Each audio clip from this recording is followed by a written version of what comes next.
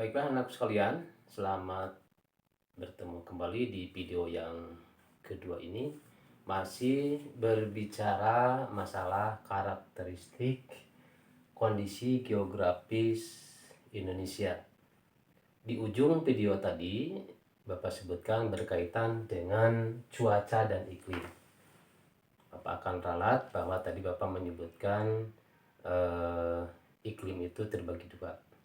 Jadi iklim itu hanya Indonesia itu memiliki iklim tropis, ya itu ralatan apa. Jadi yang pertama ini berkaitan dengan cuaca dan iklim. Kemudian nanti akan menjelaskan juga dengan bentangan alam Indonesia karena ini berkaitan dengan letak geografis.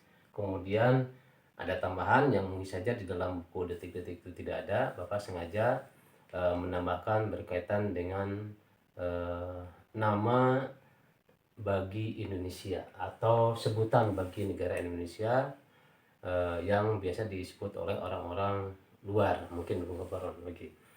Anakku sekalian, berkaitan dengan cuaca dan iklim. Cuaca dan iklim di Indonesia itu disebutkan bahwa letak wilayah Indonesia yang berada di garis khatulistiwa itu menyebabkan wilayah Indonesia mendapat sinar matahari ya sepanjang tahun. Jadi keberadaan Indonesia berada di garis khatulistiwa itu maka mengakibatkan Indonesia itu mendapatkan sinar matahari itu sepanjang tahun. Kemudian kondisi iklim Indonesia sehingga di situ dipengaruhi oleh angin muson, yaitu angin yang bertiup. Sekali lagi, angin muson itu adalah angin yang bertiup setiap 6 bulan sekali dan selalu berganti arah, ya. Jadi setiap 6 bulan sekali angin muson itu berganti, ya, bertiup dan selalu berganti arah. Nah, adanya perubahan tersebut, sekali lagi, adanya perubahan arah angin tersebut sehingga ya angin muson itu menyebabkan iklim Indonesia itu menjadi musim kemarau dan musim penghujan. Sekali lagi, adanya perubahan arah angin muson tersebut sehingga menyebabkan iklim yang ada di Indonesia itu menjadi dua iklim, yaitu iklim ya menjadi dua musim, yaitu musim kemarau dan musim penghujan. Wilayah Indonesia dengan adanya menjadi dua musim tersebut, nah itu tadi kembali karena diapit oleh dua samudra sehingga menyebabkan kondisi iklim itu menjadi lembab. Itu salah satu diantaranya berkaitan dengan cuaca dan iklim yang ada di Indonesia. Kemudian yang kedua, sekalian, yaitu bentangan alam yang ada di Indonesia. Bentangan alam Indonesia itu meliputi beberapa wilayah, baik itu berada di perairan ataupun berada di lautan. Di dalam bentangan-bentangan ini tentu saja dilihat dari segi geografis, maka tampakan-tampakan alam Indonesia itu ada beberapa yang disebutkan seperti adanya pantai atau danau, kemudian lembah, sungai, atau juga disebut dengan adanya gunung.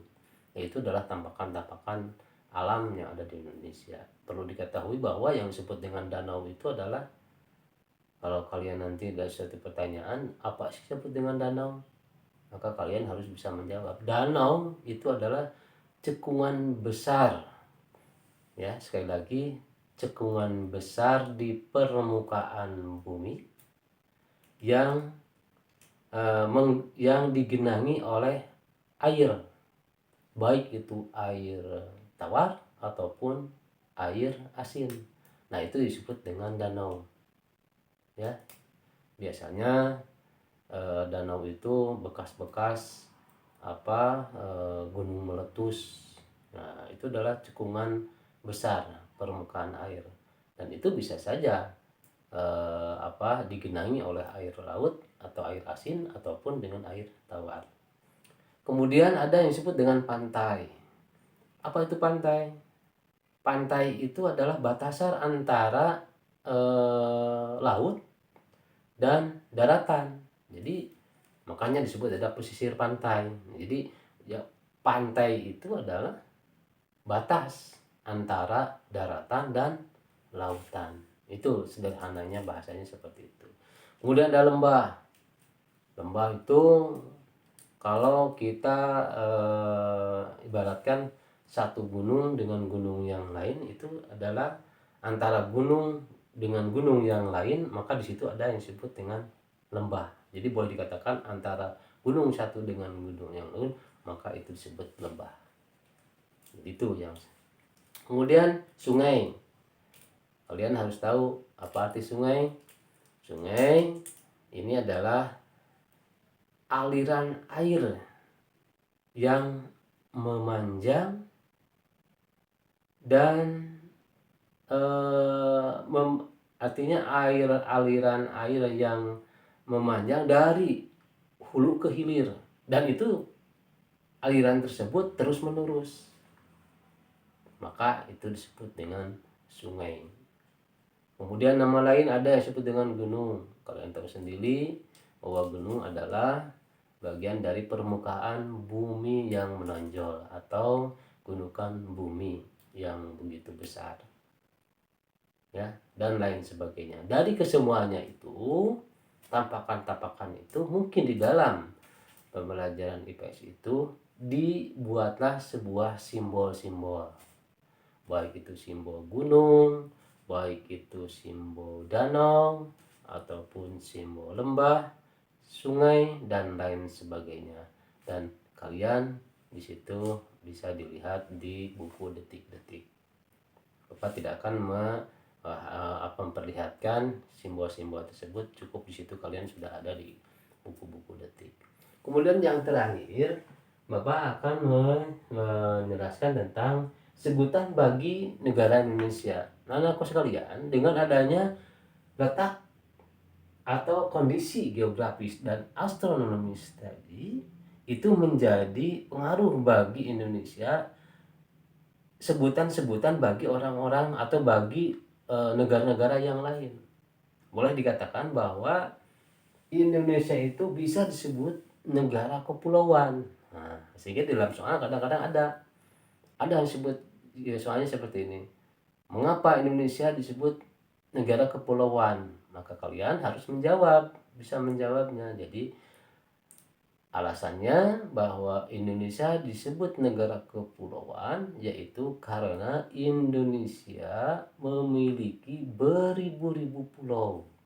Itu, ya. Jadi Indonesia disebut negara kepulauan karena Indonesia memiliki beribu-ribu pulau, atau Indonesia terdiri dari beribu-ribu pulau. Kemudian nama lain bagi bangsa Indonesia disebut juga negara maritim, atau dalam soal sebutkan kenapa Indonesia disebut negara maritim.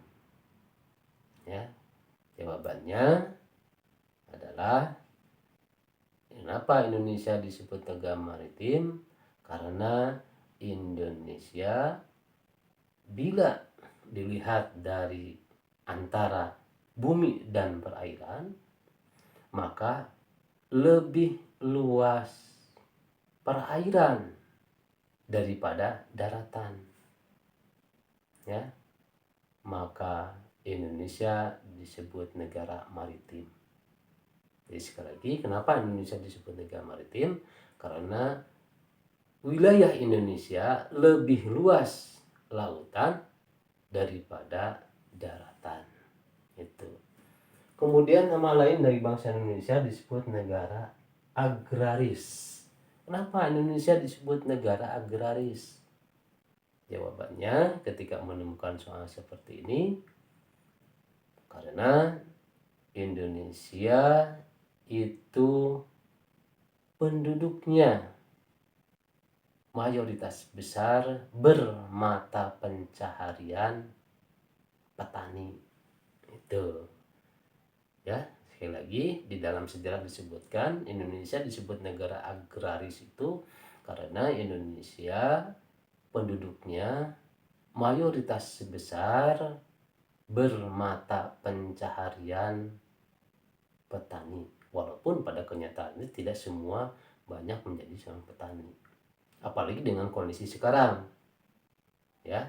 Indonesia itu lahan-lahan pertanian itu sudah dirambah oleh beberapa bangunan atau mungkin saja infrastruktur jalan-jalan tol dan lain sebagainya, sehingga boleh dikatakan tidak begitu tepat kalau Indonesia disebut negara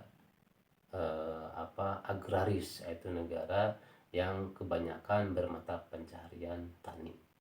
Itu jadi kalau memang ada soal seperti itu maka jawabannya harusnya seperti itu, yaitu kebanyakan Indonesia bermata pencaharian bertani. Itu.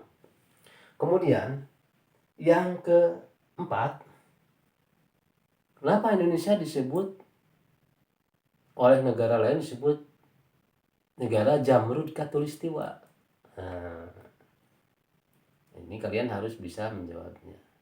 Jadi ketika ada soal yang menyebutkan bahwa mengapa Indonesia disebut negara Jamrud Khatulistiwa atau apa yang disebut dengan Jamrud Khatulistiwa, maka berkaitan dengan sebutan negara Jamrud Khatulistiwa karena bila dilihat dari segi tampakan letak geografis Indonesia itu yang tadi adanya lembah, kemudian adanya gunung-gunung, kemudian dari berbagai gunung-gunung tersebut, lembah-lembah tersebut terpancar kelihatan hamparan bumi yang menghijau yang terdiri dari berbagai tumbuh-tumbuhan yang hijau. Banyak tumbuhan-tumbuhan yang di Indonesia itu beribu-ribu macam tanaman ya, pohon-pohonan yang mungkin saja tidak ada di negara-negara yang lain. Sehingga tampak dari kejauhan itu menghijau. Nah, maka dengan demikian karena banyaknya tumbuh-tumbuhan yang tumbuh di Indonesia, maka Indonesia dijuluki sebagai negara Jamrud Khatulistiwa. Itu barangkali bagian nama-nama lain dari bangsa Indonesia ada bagi Indonesia yang disebut oleh negara-negara lain terhadap sebutan negara Indonesia, dan ini merupakan satu pembelajaran tambahan bagi kalian, dan mohon untuk diingat manakala nanti di dalam ujian kelas 6 nanti itu bisa keluar dan kalian sudah memahami dan mengerti. Baiklah anak-anakku sekalian, barangkali untuk pembelajaran IPS ini Bapak cukupkan dulu sekian 2 video yang kalian harus dipahami betul untuk pembahasan IPS, sehingga untuk selanjutnya dalam pertemuan ini nanti Bapak akan mengecek kalian ada tugas yang harus dikerjakan, latihan-latihan yang harus dikerjakan, yaitu dari latihan yang tiga macam latihan masing-masing kalian boleh mengisinya hanya 2 saja, dan nanti akan diperjelas lagi melalui voice note atau Bapak akan sharekan tulisan apa saja, halaman berapa saja mengenai tugas selanjutnya pada hari ini. Anak sekalian, rupanya cukupkan dulu sekalian pembelajaran atau penjelasan tentang karakteristik letak wilayah Indonesia ini dari Bapak. Mudah-mudahan kalian bisa memahami, dan tentu saja ini merupakan satu modal bagi kalian untuk mengingat nanti ketika nanti kalian menghadapi ujian. Selamat berjuang. Terima kasih atas perhatiannya. Assalamualaikum warahmatullahi wabarakatuh.